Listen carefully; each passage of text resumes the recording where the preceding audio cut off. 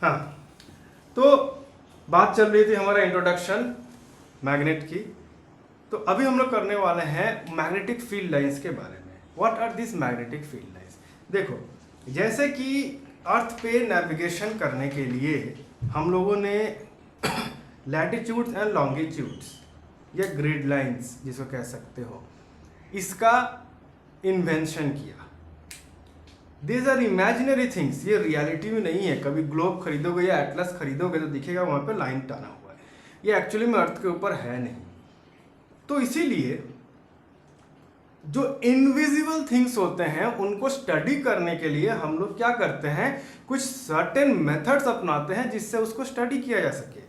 जैसे कि electric field was also an invisible thing, तो उसको स्टडी करने के लिए हम लोगों ने इलेक्ट्रिक फील्ड लाइंस का आविष्कार किया। और इलेक्ट्रिक फील्ड लाइंस के बारे में जब स्टडी कर लेते हैं तो हम लोग को इलेक्ट्रिक फील्ड के बारे में भी पता चल जाता है। सिमिलरली यहाँ पर भी हम लोग magnetic field is a invisible thing, और उसको स्टडी करने के लिए हम लोग यहाँ पर मैग्नेटिक फील्ड लाइंस का आविष्कार करेंगे। और जब आविष्कार करेंगे तो हम लोग को कुछ प्रॉपर्टीज बताने पड़ेंगे कि ये मैग्नेटिक फील्ड लाइंस कौन से प्रॉपर्टीज फॉलो करते हैं। Most of the properties are same as that of the electric field lines except few. तो क्या है, चलो उसको भी देख लेते हैं। तो हम लोग यहाँ पे करने वाले हैं magnetic field lines.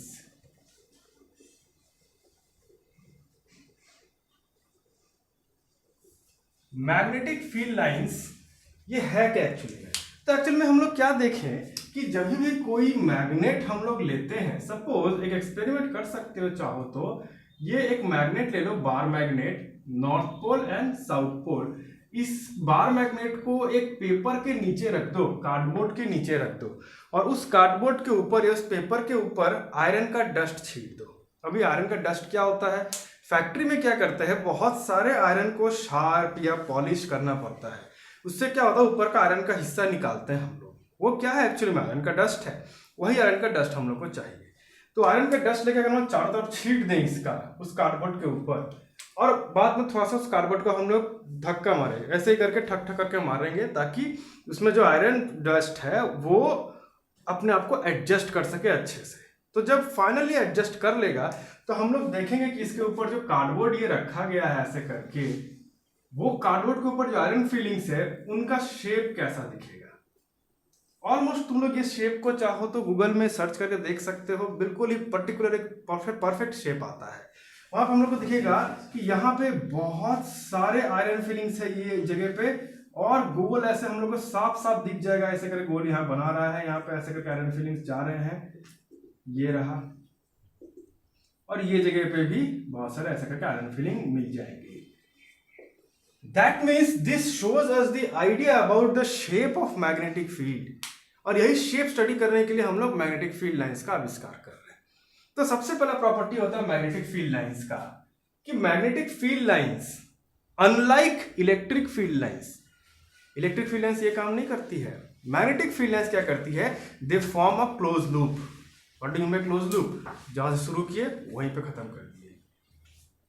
Electric field lines north pole, ये पॉजिटिव चार्ज से शुरू होता है और नेगेटिव में खत्म होता है, लेकिन नेगेटिव से कभी पॉजिटिव में नहीं आता है। जबकि मैग्नेटिक फील्ड लाइंस क्या करते हैं, outside the magnet north pole से शुरू होता है और साउथ पोल में जाकर ढुकता है, inside the magnet south pole से नॉर्थ पोल में जाता है। इसको अगर डायग्राम बनाया जाए तो वो बिल्कुल ऐसा रहेगा। अगर ये रहा हम लोग का बार मैग्नेट, नॉर्थ पोल से south pole, outside the magnet north pole से south pole, inside the magnet south pole से north pole, thus forming a close loop. तो याद रखना, इसका पॉइंट जब लिखोगे तो इस तरह से लिख देना, unlike electric field lines magnetic field lines form close loop. और फिर इसका डायरेक्शन लिख देना, outside the magnet the magnetic field lines flows from north to south, whereas inside the magnet they flow from south to north. Okay, the next point is very similar to electric field line. Electric field line में हम लोग electric field line का direction कैसे पता करते हैं, electric field lines have direction. तो electric field lines का डायरेक्शन हम लोग पता करते थे, any point the direction of the electric field lines at any point is given by the tangent drawn on that point. Similarly, the direction of the magnetic field line on any point is given by the tangent drawn on that point. यानी मान लो यहाँ पे हम जानना चाहते हैं इस point पे डायरेक्शन क्या है मैग्नेटिक फील्ड लाइन का, तो हम लोग क्या करेंगे, यहाँ पे टेंजेंट बनाएंगे ऐसे करके. तो the direction at the direction of magnetic field line at this point is in this way. That means अगर कोई मैग्नेटिक मटेरियल यहाँ पर रख दिए और अगर वो हाइपोथेटिकल सिचुएशन में रिपल्सिव रहा तो वो इधर भागेगा, याद रखना. हालांकि ऐसा होता नहीं है, but this means that only. तो यहाँ पे याद रखना, डायरेक्शन फुल कंप्लीट सेंटेंस में लिखना है. यहाँ पे हम छोटे में लिख रहे हैं. यहाँ पे direction is given, direction of a magnetic field line at any point on the magnetic field line is given by a tangent drawn at that point. The direction is given by tangent. ये रहा. Form कर लो, आराम से समझ में आएगा, फिर English में इसको फॉर्म कर लो. The next point, two magnetic field lines never intersect each other. Electric field line का प्रॉपर्टी बिल्कुल सेम था. रीजन क्या है इसका? सिंपल सा रीजन है कि अगर एक मैग्नेटिक फील्ड लाइन, इमेजिन करो this is a magnetic field line, इसका इस पॉइंट पे अगर इस तरफ डायरेक्शन है, टेंजेंट अगर बनाए, ये गया डायरेक्शन इस तरफ, तो एक और मैग्नेटिक फील्ड लाइन अगर इंटरसेक्ट किया तो इसी पॉइंट पे डायरेक्शन किधर हो जाएगा, ये इस तरफ हो जाएगा. यानी अब अगर मैग्नेटिक फील्ड लाइंस को हटा दे और हम जानना चाहें कि ये पॉइंट पे डायरेक्शन क्या है मैग्नेटिक फील्ड लाइन का, तो हम लोग को दो डायरेक्शंस दिख रहा है एक ही पॉइंट पे. एक ही पॉइंट पे दो डायरेक्शन कभी पॉसिबल नहीं है. इसका मतलब क्या हुआ कि अगर यहाँ पे हम कोई मैग्नेटिक मटेरियल या फिर मैग्नेट रखे तो वो किधर जाएगा, इधर या इधर. कह ही सकते हुए कहीं भी जा सकता है, इधर भी जा सकता है, उधर भी जा सकता है, या फिर बीच से जा सकता है. But that is not the case. बीच से तब जाएगा जब इस पे दो फोर्सेस लगेंगे, इधर और इधर.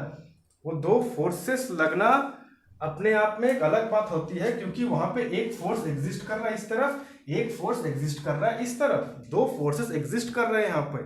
लेकिन यहाँ पे इसका मतलब ये हो गया कि एक ही पार्टिकल दोनों दिशा में जाएगा, एक ही पार्टिकल दोनों दिशा में जाएगा. This is not the case of resultant vector.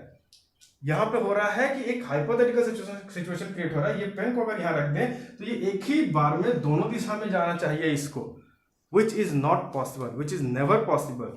एक पार्टिकल, एक चीज एक बार में दोनों दिशा में नहीं जा सकता है. इसीलिए हम लोग यहाँ पे ये बोलेंगे कि दो magnetic field lines can never cross each other because it creates to different direction at the same point. तो याद रखना, they never intersect.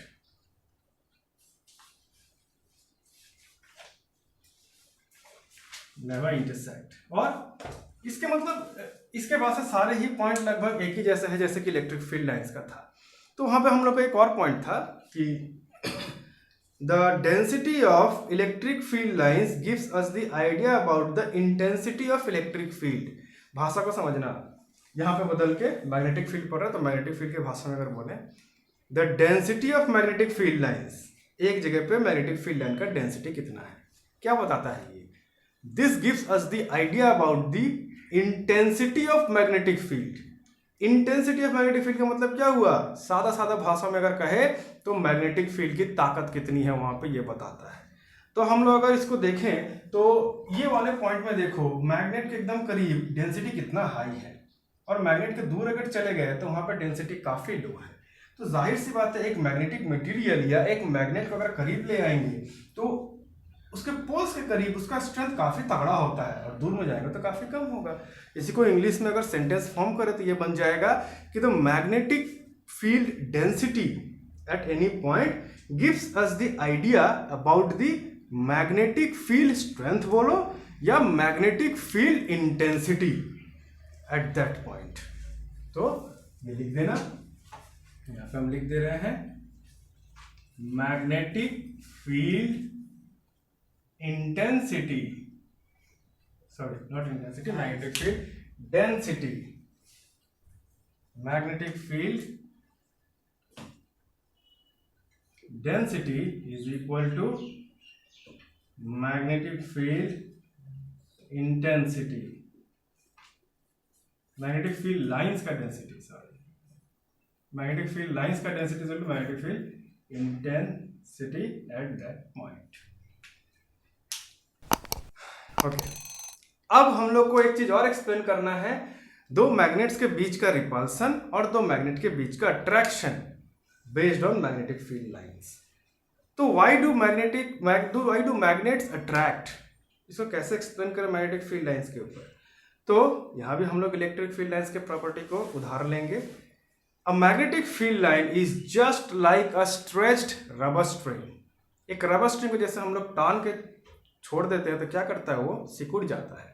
तो एक मैग्नेटिक फील्ड लाइन का जब भी जन्म होता है, वो जन्म से ही हमेशा ही एट एवरी पॉइंट एक स्ट्रेच्ड रबर स्ट्रिंग की तरह ही रहता है। तो जैसे ही कि मान लो ये नॉर्थ पोल हो गया और ये साउथ पोल हो गया, तो यहां से नॉर्थ पोल से निकल के साउथ पोल में जाता है, हम लोगों ने पढ़ लिया था।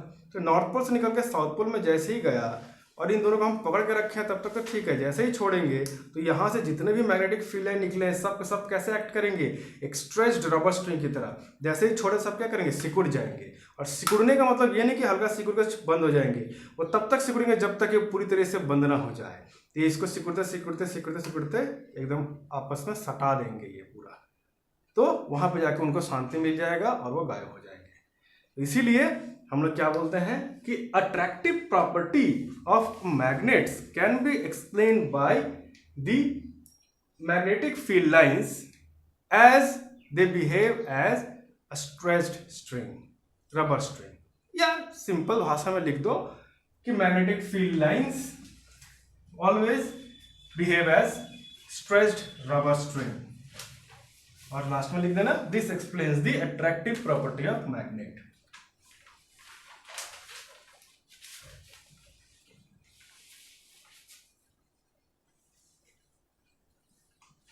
Stretched rubber strings. Last point में हम लोग को ये एक्सप्लेन करना है रिपल्सिव प्रॉपर्टी उसका। रिपल्सिव प्रॉपर्टी कैसे होगा, रिपल्सिव प्रॉपर्टी में अगर हम लोग को समझाने की कोशिश करें, इमेजिन कर लो ये नॉर्थ पोल है और ये भी नॉर्थ पोल है। तो ये नॉर्थ पोल के कारण मैग्नेटिक फील्ड लाइंस यहां से निकल रहा है और इसके साउथ पोल में, ये नॉर्थ पोल है ये साउथ पोल है, तो यहां से निकल रहा है और इसमें घुस रहा है। Same happens with this also. तो जैसे ही दोनों को काफी करीब ले आ रहे हैं तो इसके कारण जो मैग्नेटिक फील्ड लाइंस है वो इंटर क्रॉस करने का कोशिश करेगा, बट हम लोग पढ़ चुके हैं कि दे नेवर इंटरसेक्ट। उससे क्या होगा, ये दोनों एक दूसरे के साथ ऐसे करके सटने की कोशिश करेगा बट सट पाएगा नहीं। इससे क्या होगा, they will generate a repulsive force, क्योंकि वहां पे डेंसिटी काफी घना हो रहा है, काफी तंग जगह हो गया है वहां पे। इससे हम लोगों को एक ऐसा फोर्स महसूस होगा कि वो दूर जाने की कोशिश कर रहा है। बिल्कुल वैसे ही दो झाड़ू ले लो और दो झाड़ू को आपस में ऐसे करने की कोशिश करो, देखोगे कि बीच में से ऐसे करके निकल के चला आएगा और वो कुछ देर के बाद भीतर नहीं जाएगा। This explains the repulsive property of magnets. Repulsive property को ऐसे एक्सप्लेन करेंगे। अगर इसका डायग्राम बनाए तो वो बिल्कुल ऐसे बनेगा, देखो बताते हैं।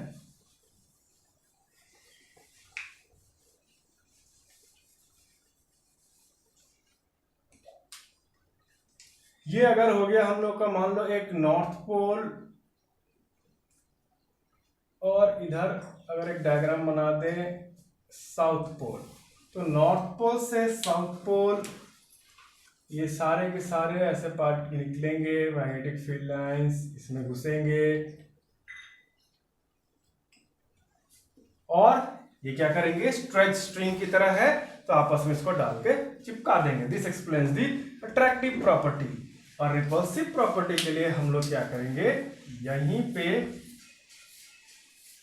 North pole and north pole, जिससे हम लोग क्या दिखेगा, इसके कारण निकले हुए मैग्नेटिक फील्ड लाइंस ऐसे और ऐसे जाएंगे, कोई एक दूसरे के साथ इंटरसेक्ट नहीं कर पाएगा। इसीलिए क्या होगा, यहाँ पे काफी एक कंजस्टेड सिचुएशन क्रिएट हो जाएगा। जिससे कि ये एक दूसरे को रिपल्सिव सिचुएशन में ले आएगा। तो this explain the magnetic field lines. इसके बाद एक डोमेन थ्योरी कहलाता है जो हम लोगों को बताता है कि मैग्नेट्स कैसे, क्यों और किस लिए एग्जिस्ट करते हैं, उसके बारे में भी हम लोग पढ़ेंगे। लेकिन उससे पहले ये रहे हमारे पूरे केस। देख लो, this are the magnetic field lines के प्रॉपर्टी, समझ लो अच्छे से।